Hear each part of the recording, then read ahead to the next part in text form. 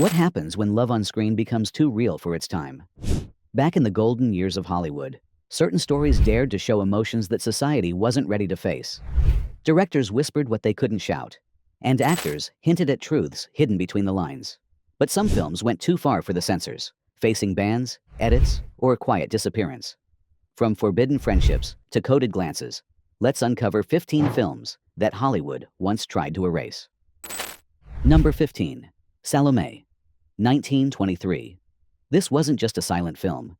It was a cinematic rebellion wrapped in shimmering veils. When Salomé premiered in 1923, audiences had never seen anything like it. Directed by Charles Bryant and starring the legendary Alla Nazimova, the movie adapted Oscar Wilde's play, itself written by one of literature's most outspoken figures. The production oozed theatrical excess, lavish sets, exaggerated movements, and androgynous beauty that blurred gender lines entirely. Rumors swirled that most of the cast and crew were part of what insiders quietly called the Lavender Circle. At a time when silent Hollywood was still experimenting with freedom before the Hays Code, Salomé dared to radiate something both sacred and defiant. Same-gender desire cloaked in mysticism. Religious groups quickly called it immoral, and several states outright banned it. Critics labeled it perverse and too strange, ensuring it vanished from mainstream theaters. But decades later, the film was rediscovered and praised as a milestone of queer artistry. Its stylized visuals, inspired by Aubrey Beardsley's illustrations, have since influenced countless filmmakers. Today, Salomé stands as a haunting reminder that even in the silent era, Hollywood already had a voice that refused to stay quiet. Number 14.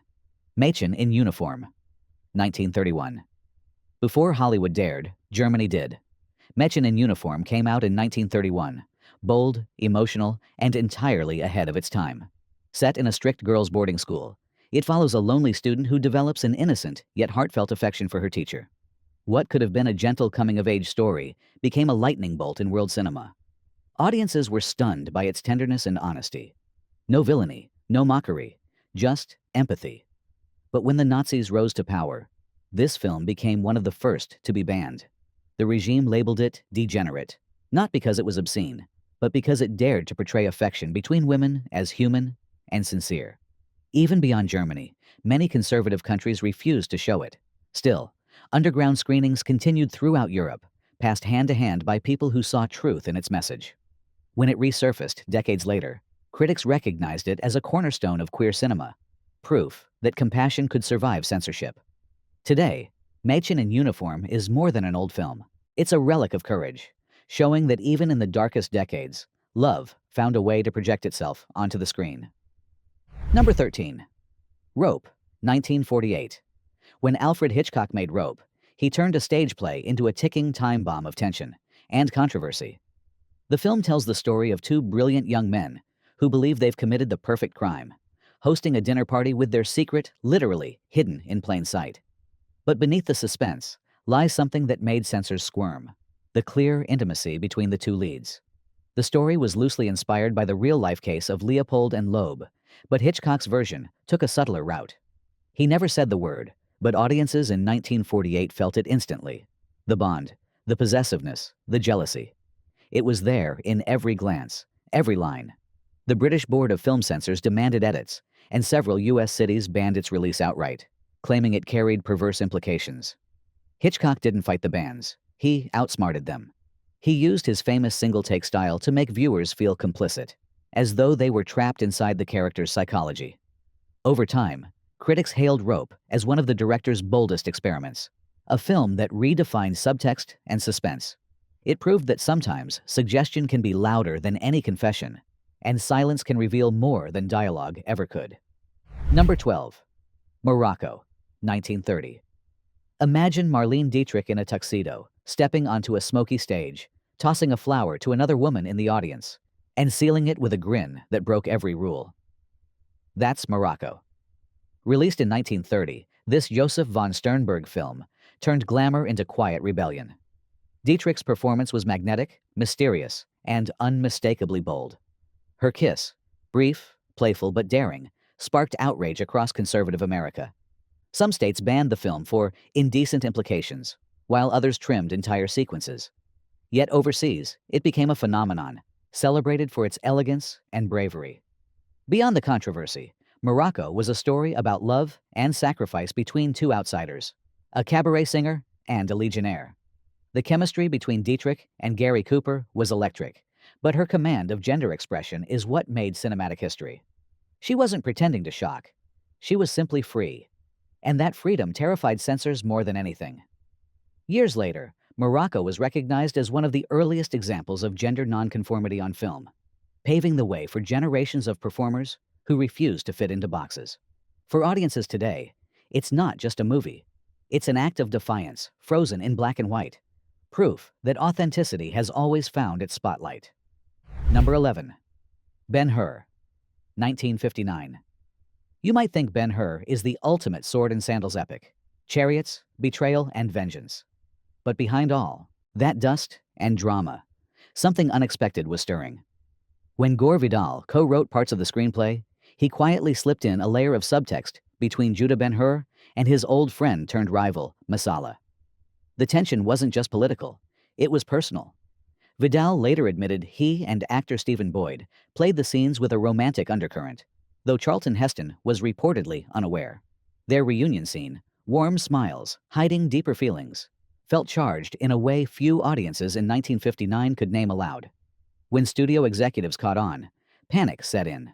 The Hays Code still loomed large, and anything suggesting male intimacy was quickly hushed. While Ben-Hur went on to win 11 Academy Awards, that emotional thread between the two men was quietly erased from promotional materials and interviews. Yet film historians still call it one of the boldest hidden narratives in Hollywood's golden age. It's a reminder that censorship didn't just cut scenes, it reshaped meaning itself. Today, when you rewatch Ben-Hur, you might notice something under the armor. Two men whose rivalry feels more like heartbreak. It's not just a biblical epic. It's a coded love story that survived in plain sight. Number 10.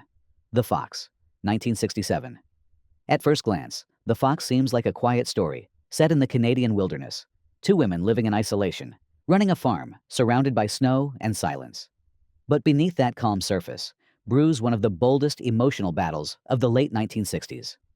Directed by Mark Rydell and adapted from D.H. Lawrence's story, the film explores the fragile bond between Jill and Ellen, whose peaceful life is disrupted when a young man arrives.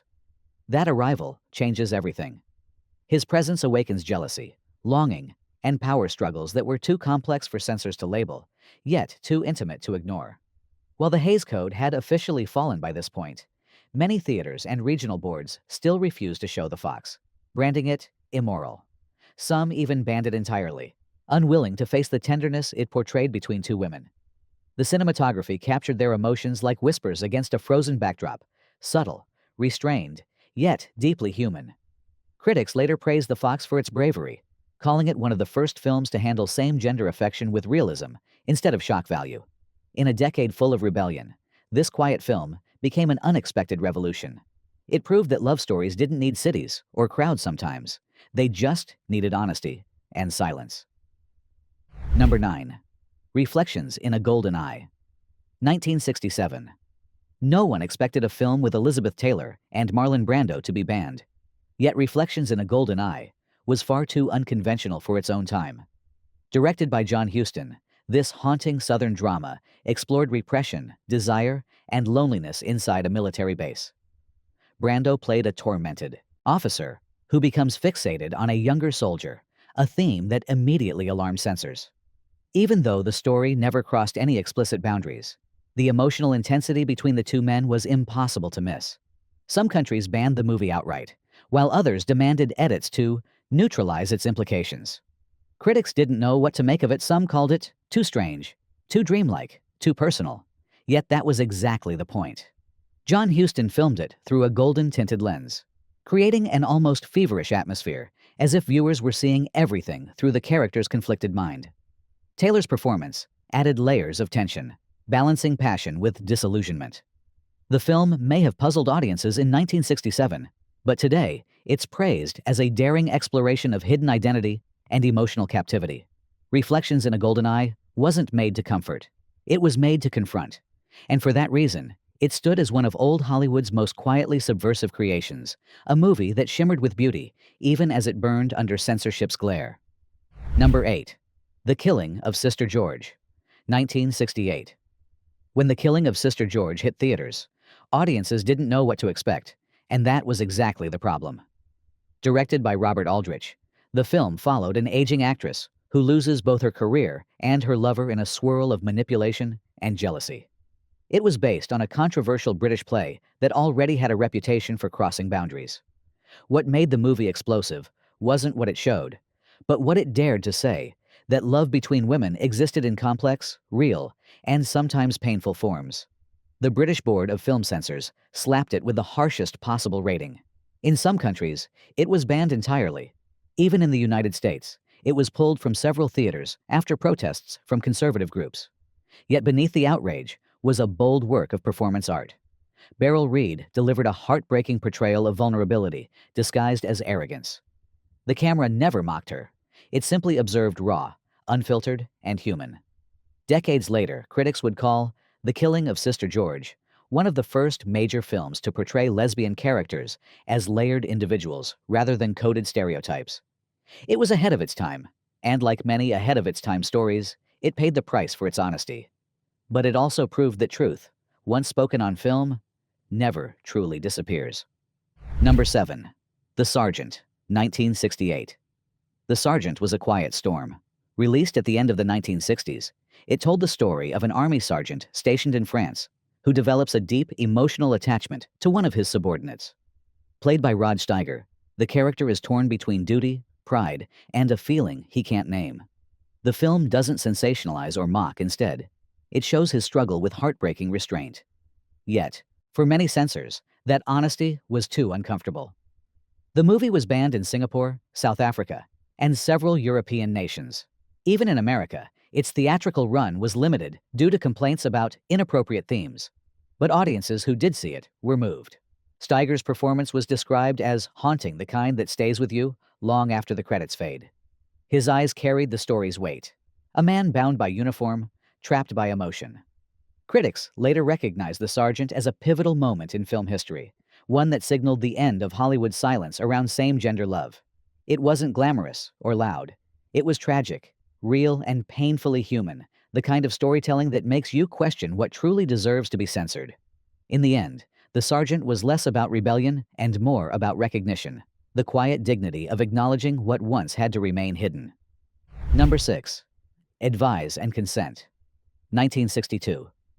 Politics and secrets have always gone hand in hand, but advise and consent pushed that idea straight into the heart of Washington.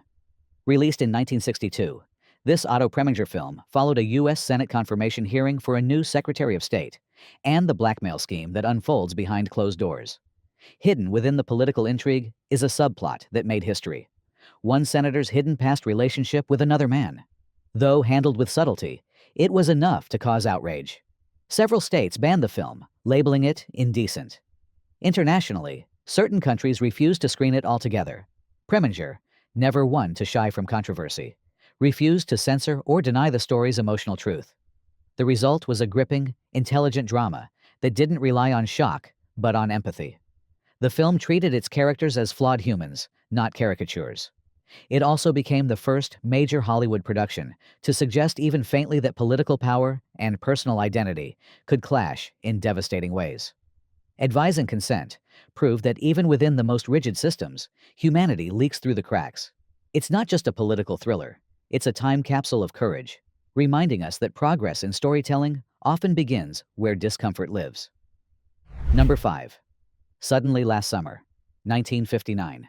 If there was ever a film that defined too daring for its time, Suddenly Last Summer fits that crown perfectly.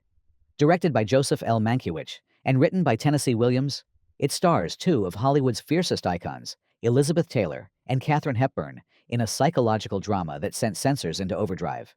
Set in the oppressive heat of New Orleans, the story revolves around a wealthy widow and her young niece, haunted by the mysterious death of the widow's son.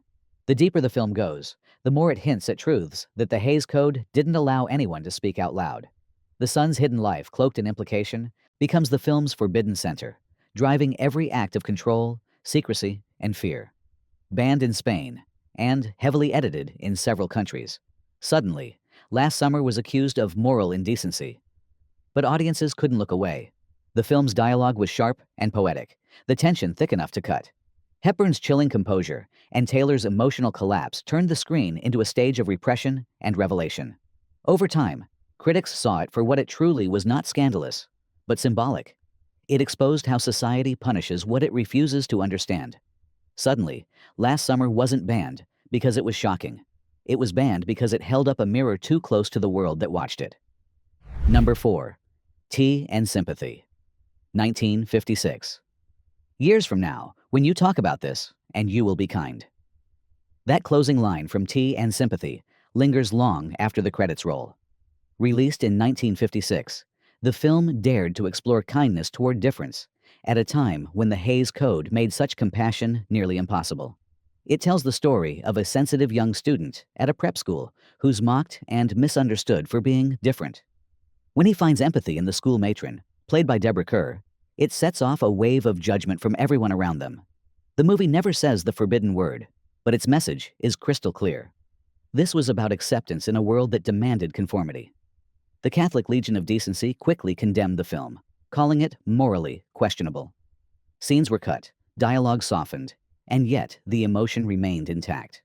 Director Vincente Minnelli turned restraint into power, letting every glance, every pause, speak volumes. Tea and Sympathy wasn't a protest film. It was an act of quiet grace.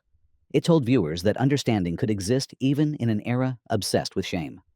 Looking back, it's astonishing that something so gentle could have been considered dangerous, and yet, that's exactly what made it revolutionary. Number 3. Victim, 1961. When Victim premiered in 1961, it broke a silence that had lasted decades. Directed by Basil Dearden and starring Dirk Bogarde, it was the first British film to speak openly about homosexuality at a time when it was still a crime under British law. The title wasn't just symbolic, it was literal. Bogarde played a respected lawyer whose life unravels after he's blackmailed for his hidden relationships. The film refused to sensationalize or ridicule. Instead, it focused on dignity and injustice. That alone was enough to cause panic among censors. It was banned in the United States, condemned by the British Board of Film Censors, and outright forbidden in several countries. Yet audiences came anyway. The power of Victim lies in its honesty. Bogarde's performance was brave beyond measure. He risked his career to tell the truth that no one else dared to show on screen. His quiet rage, his desperation to live authentically, gave the story a pulse that still feels modern today. Critics later credited Victim with helping shift public opinion, contributing to the eventual decriminalization of homosexuality in the UK. It didn't just challenge censorship, it changed history. Few films can claim that legacy, and fewer still have done it with such restraint, compassion, and power. Number 2. The Children's Hour, 1961. Audrey Hepburn and Shirley MacLaine. Two of the era's most beloved actresses found themselves in a film so controversial, it was banned in multiple countries.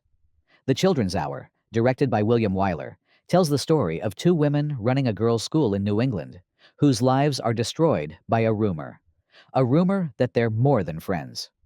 In 1961, that premise alone was enough to ignite outrage. Censors in Australia, Quebec, and parts of the American South refused to let it screen. Even in cities that allowed it, audiences were divided. Some critics called it brave, others deemed it corrupting. Yet what Wyler achieved was a masterclass in emotional storytelling.